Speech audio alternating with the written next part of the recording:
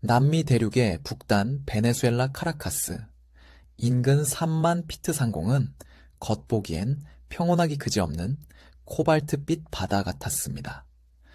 하지만 그 고요함은 폭풍 전야의 적막과도 같았죠. 대한민국 공군 저십이 시험평가전대 소속 박소령이 조종하는 KF-21 보람의 시제기는 지금 단순한 비행이 아니라 목숨을 건 줄타기를 하고 있었습니다. 방산 수출을 위한 현지 테스트 비행이라는 명목이었지만 실제로는 남미 지역의 군사적 긴장감을 감시하는 비공식 정찰 임무를 수행 중이었기 때문입니다. 박소령은 헬멧에 장착된 HMD, 즉 헬멧 장착 디스플레이를 통해 전해지는 수많은 정보를 무감각하게 읽어내리고 있었습니다. 고도는 32,000피트, 속도는 마 0.9. 엔진의 배기 노즐에서 뿜어져 나오는 열기가 차가운 성층권의 공기를 찢어발기며 뒤쪽으로 하얀 비행운을 길게 늘어뜨리고 있었죠. 보람의 심장인 제너럴 일렉트릭사의 F414 엔진 2기는 분당 수만 회전의 정밀한 기계적 박동을 유지하며 기체를 밀어붙이고 있었습니다. 조종석 내부에는 오직 엔진의 웅장한 진동음과 공조장치가 돌아가는 낮은 기계음만이 감돌 뿐이었습니다. 그때였습니다. 기수 전방에 장착된 에이사 레이더, 즉 능동 전자주사식 위상배열 레이더의 탐지 화면에 미세한 노이즈가 스치고 지나갔습니다. 일반적인 구형 기계식 레이더였다면 단순한 구름이나 새떼로 치부했을 아주 희미한 신호였죠. 하지만 박소령은 본능적으로 스로틀 레버를 움켜쥔 왼손에 힘을 주었습니다. 이것은 자연현상이 아니었습니다. 레이더 반사 면적인 RCS 수치를 극도로 낮춘 스텔스기 특유의 불연속적인 파장이었기 때문입니다. 박소령은 즉시 적외선 탐색 추적 장비인 IRST를 가동하여 전방 공역의 열원을 스캔하기 시작했습니다. 수천 킬로미터 상공에서 이 모든 상황을 지켜보고 있던 미국의 정찰 위성 키올은 즉각적으로 데이터를 전송했습니다.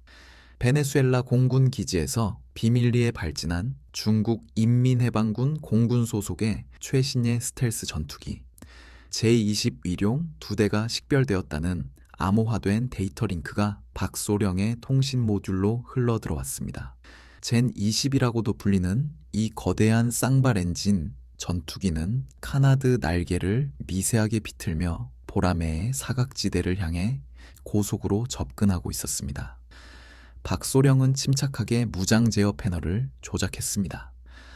아직 교전 수칙상 선제 공격은 불가능했지만 상대가 적대 행위를 보일 경우 즉각 반응할 수 있도록 시스템을 예열해야 했으니까요. 기체 내부의 미션 컴퓨터가 초당 수십억 번의 연산을 수행하며 최적의 기동 경로를 계산해냈습니다. 상대는 레이더에 거의 잡히지 않는 유령 같은 존재였지만 보라매의 IRST 센서는 엔진 열기를 감지해 기어이 그들의 위치를 화면상의 붉은 점으로 표시해냈습니다. 거리는 불과 40km. 현대 공중전에서는 서로의 목덜미에 칼을 겨눈 것이나 다름없는 초근접 거리였습니다. 상대방도 보라매의 존재를 눈치챘는지 제-20 편대가 급격하게 기동을 시작했습니다. 그들의 움직임은 유려하면서도 위협적이었습니다. 제-20의 거대한 델타이기 공기저항을 가르며 기체를 왼쪽으로 급선회시켰고 그 순간 박소령의 조종석에 경고음이 울려 퍼졌습니다. RWR, 즉 레이더 경보 수신기가 적기의 사격 통제, 레이더가 보라매를 조준하고 있음을 알리는 소름 끼치는 전자음을 토해낸 것입니다. 이것은 단순한 경고가 아니라 라곤, 즉 조준이 완료되었다는 치명적인 신호였습니다. 박소령은 더 이상 고민할 겨를이 없었습니다. 그는 반사적으로 조종관을 오른쪽으로 꺾으며 스로틀을 최대로 밀어 올렸습니다. 애프터버너가 점화되자 엔진 후방에서 푸른색 화염이 폭발하듯 뿜어져 나왔고 기체는 순식간에 음속을 돌파했습니다. 마 1.2, 마 1.5. 5. 속도계의 숫자가 미친 듯이 치솟았습니다. 중력 가속도가 박소령의 온몸을 짓눌렀습니다. 특수 제작된 지슈트가 다리와 복부를 강하게 압박하며 혈액이 다리로 쏠리는 것을 막아주었지만 시야가 흑백으로 전멸하는 그레이아웃 현상이 시신경을 자극했습니다. 보라매는 마치 살아있는 맹금류처럼 날카로운 궤적을 그리며 고도를 높였습니다. 상대의 미사일 사거리에서 벗어나기 위한 필사적인 회피 기동이자 동시에 더 높은 위치 에너지를 선점하기 위한 전술적 움직임이었죠. 기체의 표면을 감싸고 있는 복합 소재들이 공기 마찰로 인해 뜨겁게 달아올랐고 날개 끝부분에서는 급격한 압력 차이로 인한 베이퍼 트레일이 하얗게 흩뿌려졌습니다. 박소령은 거친 호흡을 몰아쉬며 헤드업 디스플레이의 정보를 확인했습니다. 적기는 여전히 집요하게 보라매의 뒤를 쫓고 있었습니다. 상황은 최악으로 치닫고 있었습니다. J-20의 내부 무장창이 열리는 미세한 공기, 역학적 변화가 센서에 포착된 것입니다. 그것은 곧 중국산 PL-15 장거리 공대공 미사일이 발사될 것이라는 명백한 징후였습니다. PL-15 미사일은 능동 레이더를 탑재하고 있어 발사 후 스스로 목표물을 찾아가는 치명적인 무기였습니다. 박소련은 즉시 체프와 플레어 발사 버튼에 손가락을 걸었습니다. 붉게 달아오른 기만체들이 밤하늘의 불꽃놀이처럼 허공에 흩뿌려지며 적의 센서를 교란하기 시작했습니다. 동시에 박소령은 기체를 수직으로 상승시키는 인멜만 턴 기동을 시도했습니다. 하늘과 땅이 뒤집히고 고도계가 미친 듯이 회전했습니다. 등 뒤에서 느껴지는 육중한 압력은 마치 거대한 바위가 가슴을 짓누르는 듯 했습니다. 하지만 이 기동만이 적기의 꼬리를 잡을 수 있는 유일한 방법이었습니다. 엔진의 추력 편향 노즐이 한계치까지 꺾이며 기체의 기술을 억지로 비틀었습니다. 금속 피로도가 한계에 다다르며 기체 곳곳에서 비명 같은 파열음이 들려왔지만 박소령은 멈추지 않았습니다. 바로 그 순간이었습니다. 박소령의 레이더 화면에 J-20의 측면이 완벽하게 노출되었습니다. 적기는 보라매의 급격한 기동을 예상하지 못한 듯 잠시 주춤하는 모습을 보였습니다. 박소령은 이 찰나의 기회를 놓치지 않았습니다. 그는 망설임 없이 미티어 중거리 공대공 미사일의 발사 시퀀스를 입력했습니다. 덕티드 로켓 엔진을 장착한 미티어 미사일은 현존하는 공대공 무기 중 가장 넓은 회피 불능 구역을 가진 괴물 같은 무기였습니다. 락온이 완료되자 붉은색 표적 상자가 적기를 집어삼킬 듯 전멸했습니다. 이제 발사 버튼만 누르면 램제트 엔진이 점화되어 마하사 이상의 속도로 적기를 향해 날아갈 것입니다. 하지만 적들도 만만치 않았습니다. 나머지 한 대의 J-20이 보라매의 하방 사각지대에서 치고 올라오며 기총 사격을 위한 위치를 점유하려 하고 있었습니다. 레이더 경보 장치가 다시 한번 찢어질 듯한 비명을 질렀습니다. 위와 아래 동시에 두 개의 위협이 박소령을 옥죄어 오고 있었습니다. 전 세계가 숨죽여 지켜보는 가운데 베네수엘라의 상공은 최첨단 과학기술이 빚어낸 강철의 살기가 충돌하는 죽음의 무대로 변해버렸습니다. 박소령의 귓가를 때리던 단속적인 경고음이 순식간에 날카로운 단선음으로 바뀌었습니다. 그것은 하방에서 치고 올라오던 두 번째 J-20 위룡이 단거리 열추적 미사일인 PL-10의 완료했다는 문자 그대로 죽음의 선고나 다름없는 신호였습니다. 박소령은 본능적으로 미티어 미사일 발사 절차를 중단하고 생존을 위한 기동에 돌입했습니다. 그는 조종관을 왼쪽으로 강하게 꺾으며 동시에 러더 페달을 끝까지 밟아 기체를 나선형으로 비틀어 떨어뜨리는 고난도 회피 기동인 하이지 배럴로를 시도했습니다. 기체가 급격하게 뒤집히며 중력 가속도 계기판의 수치가 순식간에 9지, 9지를 넘어섰습니다.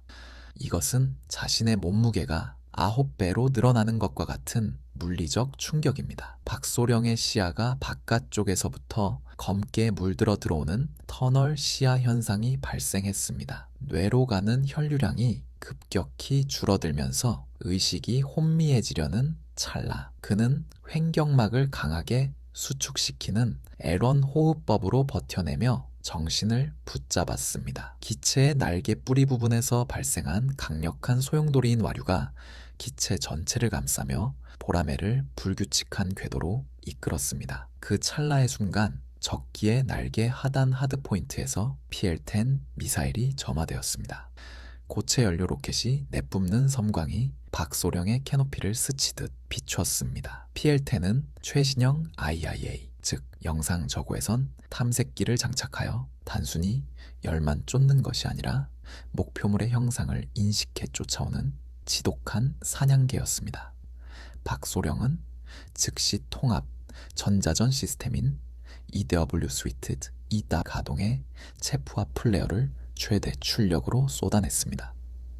보라매의 후방동체에 장착된 디스펜서에서 수십 개의 마그네슘 조명탄이 터져 나왔습니다. 2000도가 넘는 고열의 불꽃들이 허공에 거대한 열장막을 형성했습니다. PL-10의 탐색기가 진짜 목표물인 보라매의 엔진 배기열과 허공에 뿌려진 기만체 사이에서 순간적인 혼란을 일으켰습니다. 미사일은 보라매의 왼쪽 수직 미익을 불과 수십 미터 차이로 스쳐 지나갔습니다. 미사일이 지나간 자리에 생긴 충격파로 인해 기체가 격렬하게 요동쳤고 경보 시스템은 미사일 근접 신관의 작동 가능성을 경고하며 붉은색 등을 어지럽게 깜빡였습니다. 하지만 위기는 끝난 것이 아니었습니다. 첫 번째 미사일을 피하느라 보라매의 운동 에너지가 급격히 저하되었습니다. 속도는 마 0.7까지 떨어졌고 고도는 2만 피트 이하로 주저앉았습니다. 공중전에서 속도와 고도를 잃는다는 것은 곧 주도권을 적에게 넘겨준다는 뜻입니다. 두 대의 J-20은 이 기회를 놓치지 않았습니다. 그들은 마치 잘 훈련된 늑대 무리처럼 역할을 분담하기 시작했습니다.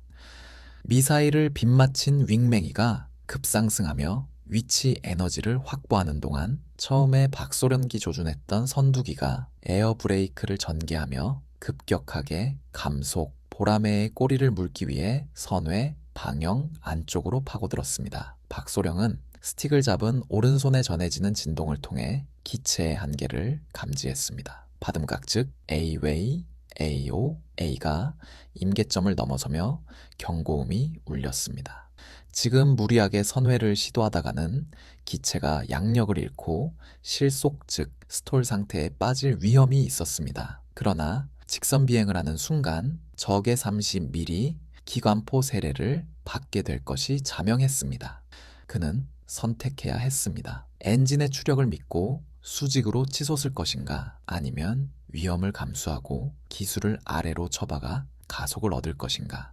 그때 레이더 경보 수신기가 새로운 패턴의 전자파를 감지했습니다. 뒤쪽을 점유한 J-22 사격 통제 레이더를 LPI 즉 저피탄 모드에서 고출력 추적 모드로 전환한 것입니다. 이것은 미사일이 아닌 기총 소사를 위한 정밀 조준이었습니다. 박소령은 이가 부서져라 악물며 기술을 지면을 향해 수직으로 내리꽂는 스플릿 S 기동을 감행했습니다. 기체가 거꾸로 뒤집힌 채 중력의 힘을 빌려 급가속했습니다. 고도계의 숫자가 미친 듯이 줄어들며 구름층을 뚫고 내려갔습니다. 카라카스 인근의 울창한 산맥이 무서운 속도로 다가왔습니다. 하지만 뒤를 쫓는 J-20은 끈질겼습니다. 카나드 날개를 가진 델타익 기체 특유의 우수한 기동성으로 보라매의 궤적을 그대로 베껴내며 사거리를 좁혀오고 있었습니다.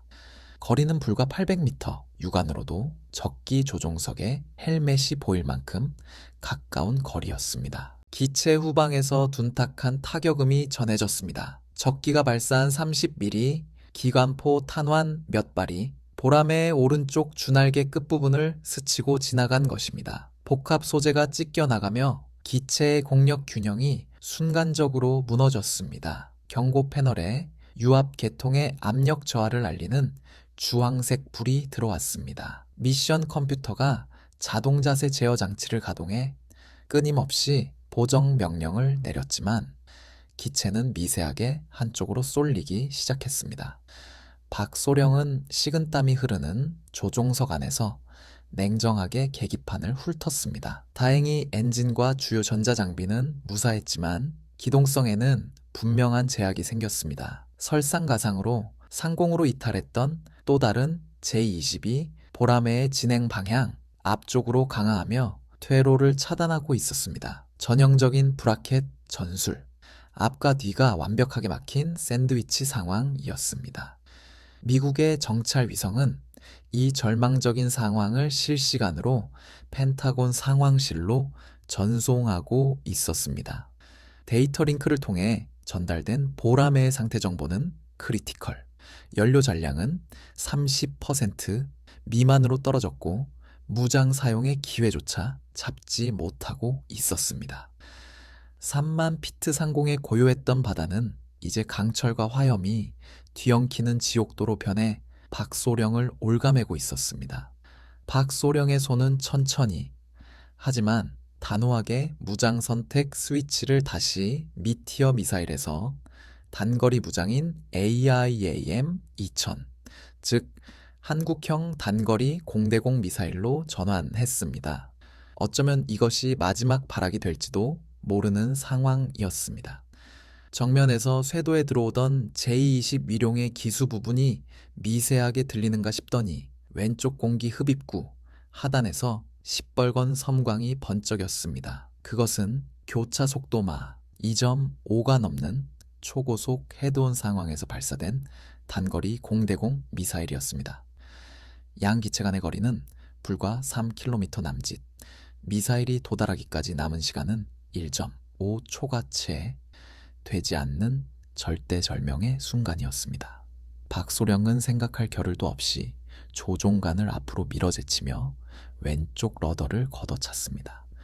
보라매의 기수가 격렬하게 흔들리며 베네수엘라의 험준한 산악 지형 사이로 곤두박질 쳤습니다. 지표면 근접 경보 장치인 GPWS가 요란하게 울려대고 고도계의 숫자가 세 자릿수까지 떨어졌습니다. 전방에서 날아온 적의 미사일은 보라매의 오른쪽 주익 위를 아슬아슬하게 스치며 뒤쪽의 허공으로 사라졌습니다. 미사일의 로켓 모터가 남긴 뜨거운 연기가 캐노피를 덮쳤다가 순식간에 흩어졌습니다. 박소련기 선택한 곳은 안데스 산맥의 끝자락에 위치한 깊은 협곡이었습니다. 그는 레이더의 탐지 범위를 벗어나기 위해 지형 마스킹 전술을 감행했습니다. 협곡의 양옆으로 깎아지른 듯한 절벽들이 병풍처럼 스쳐 지나갔습니다. 속도는 마 0.9. 저고도에서의 천음속 비행은 기체에 엄청난 돈값을 가했습니다. 대기의 밀도가 높은 저고도에서 음속에 가까운 속도로 비행하자 기체 표면을 때리는 공기의 저항이 고고도 비행 때와는 비교할 수 없을 정도로 거세졌습니다. 손상된 오른쪽 주날개가 비명을 지르기 시작했습니다. 복합 소재가 떨어져 나간 부위에서 발생한 불규칙한 와류가 기체를 오른쪽으로 계속해서 기울게 만들었습니다. 비행 제어 컴퓨터인 FLCC가 10분의 1초 단위로 조종면을 수정하며 수평을 유지하려 애썼지만 박소령의 오른팔에는 끊임없이 묵직한 반발력이 전해졌습니다. 그는 헬멧 바이저 너머로 협곡에 굽이치는 지형을 노려보며 본능적인 감각으로 기체를 제어했습니다. 뒤를 쫓던 제-20 한대도 망설임 없이 협곡 안으로 진입했습니다. 중국 파일럿 역시 엄청난 기량을 가진 베테랑임이 분명했습니다. 적기의 에이사 레이더가 지형 클러터, 즉 지면 반사파 때문에 목표를 놓치자 적은 광학 장비인 EOTS를 이용해 시각 추적으로 전환했습니다. 후방 감지 센서가 적기와의 거리가 1200m까지 좁혀졌음을 알렸습니다. 이대로 꼬리를 잡힌 채 직선 주행을 계속하면 30mm 기관포의 먹잇감이 되는 것은 시간 문제였습니다. 박소령은 승부수를 띄워야만 했습니다. 그는 협곡이 급격하게 꺾이는 지점을 포착했습니다. 일반적인 비행 원리로는 감속 후 선회해야 하는 구간이었지만 박소령은 오히려 스로틀을 밀어넣으며 속도를 높였습니다. 그리고 코너가 눈앞에 다가온 순간 그는 조종간에 있는 비행 제어 제한 해제 버튼인 패들 스위치를 눌렀습니다. 컴퓨터가 제한하고 있던 기체의 기동 한계치, 즉 리미터가 풀리며 보라매의 야성이 깨어났습니다. 박소령은 조종간을 배 쪽으로 강하게 당기며 동시에 손상된 오른쪽 날개 쪽으로 러더를 찼습니다. 그러자 오른쪽 날개의 손상 부위가 오히려 강력한 에어브레이크 역할을 하며 기체의 급격한 요 모멘트를 발생시켰습니다. 보라매의 기수가 진행 방향과 상관없이 순식간에 90도 가까이 꺾였습니다. 이것은 의도적인 통제 불능 상태를 이용한 변칙적인 기동이었습니다. 기체는 관성에 의해 옆으로 미끄러지듯 드리프트하며 협곡의 코너를 파고들었습니다. 엄청난 횡치가 박소령의 늑골을 으스러뜨릴 듯 압박했습니다. 헬멧이 계기판에 부딪힐 뻔한 충격을 견디며 그는 고개를 뒤로 돌렸습니다. 예상대로 정석적인 선회를 시도하던 J-22 보라매의 급격한 감속과 변칙 기동에 반응하지 못하고 앞으로 튀어나가고 있었습니다. 순식간에 공수 교대가 일어난 것입니다. 오버슈트, 적기가 보라매의 앞쪽으로 노출되는 결정적인 순간이었습니다. 박소령의 눈동자가 헬멧 장착 조준 장치인 HMD의 레티클과 일치했습니다. 적기의 엔진 노즐에서 뿜어져 나오는 푸른색 화염이 시야를 가득 채웠습니다. 그는 주저없이 오른쪽 엄지손가락으로 사이드 스틱의 무장 발사 버튼을 눌렀습니다. 폭스2, 보라매의 윙팁에서 한국형 단거리 공대공 미사일이 굉금을 울리며 발사되었습니다. 추력 편향 노즐을 갖춘 이 미사일은 발사되자마자 뱀처럼 유연하게 궤적을 꺾으며 불과 500m 앞의 적기를 향해 쇄도했습니다.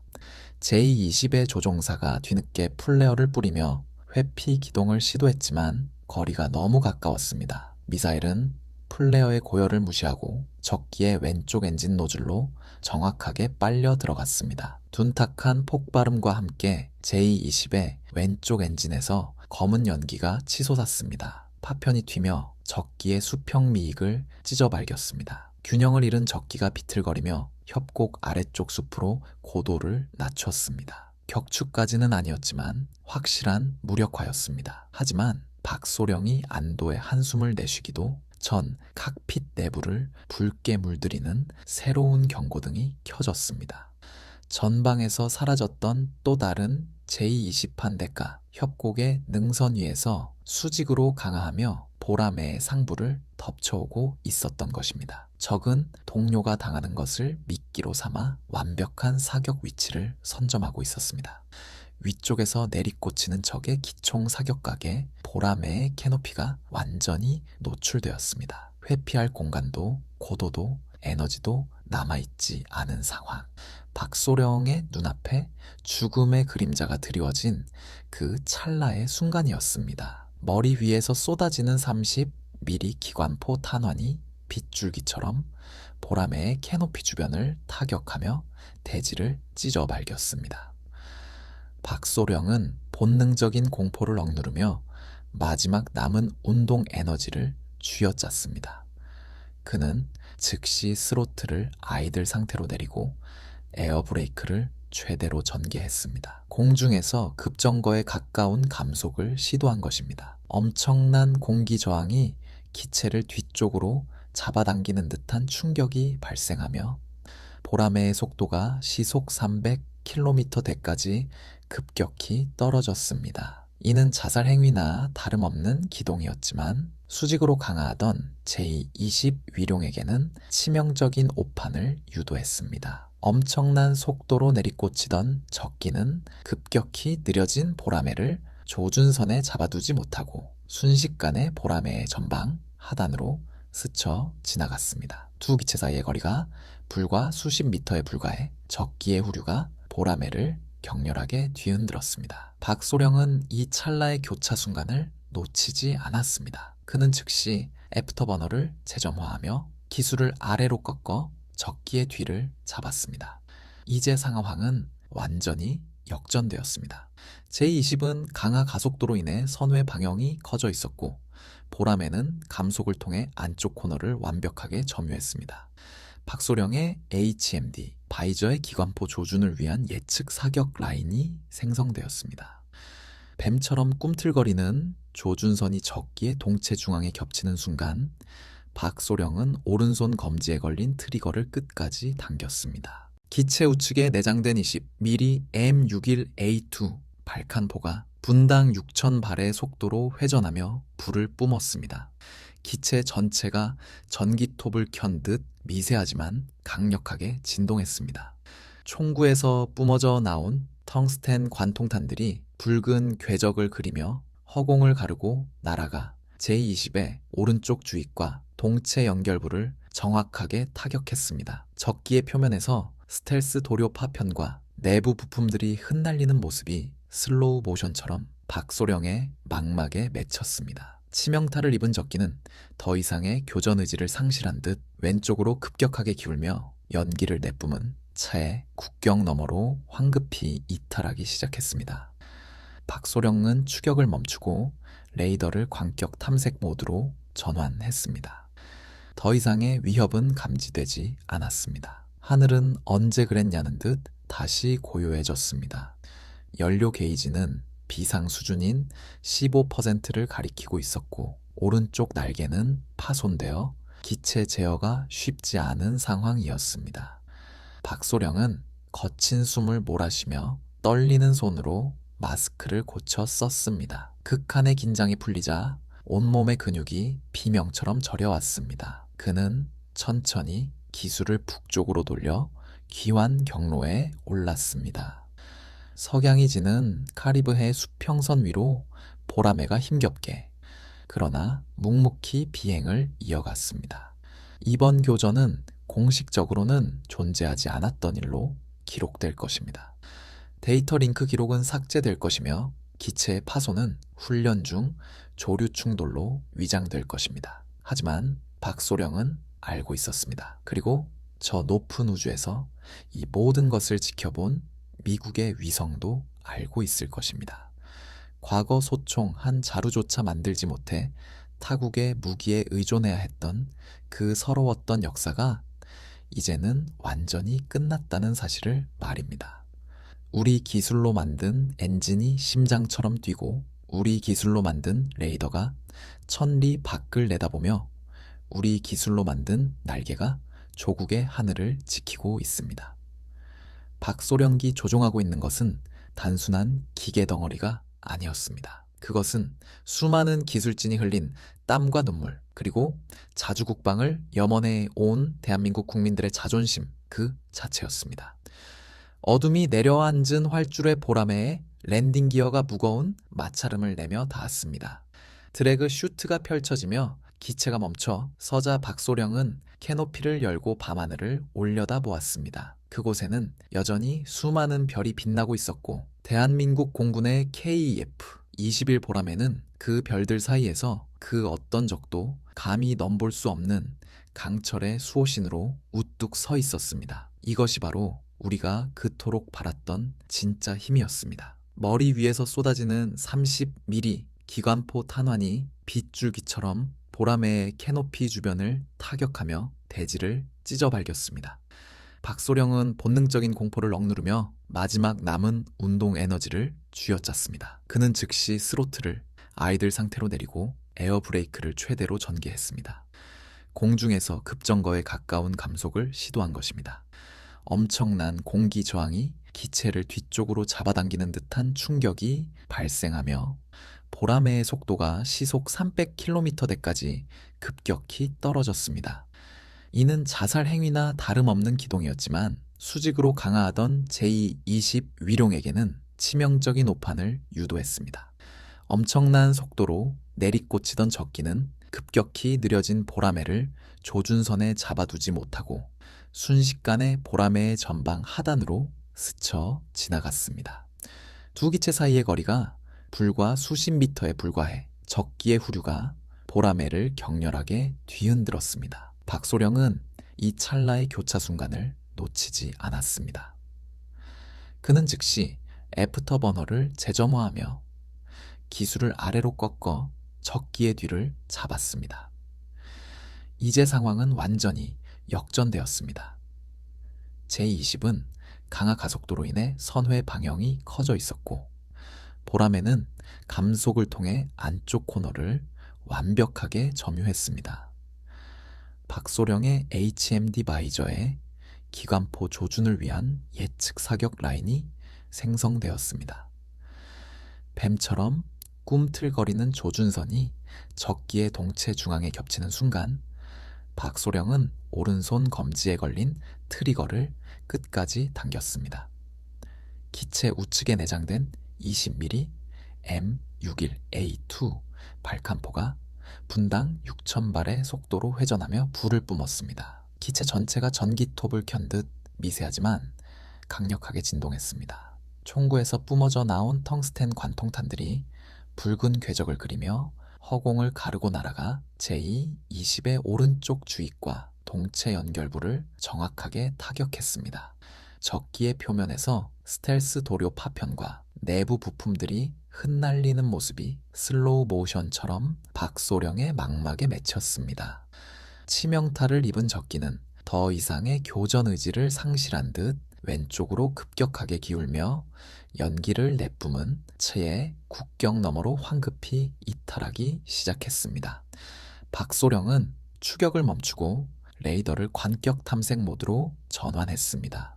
더 이상의 위협은 감지되지 않았습니다. 하늘은 언제 그랬냐는 듯 다시 고요해졌습니다.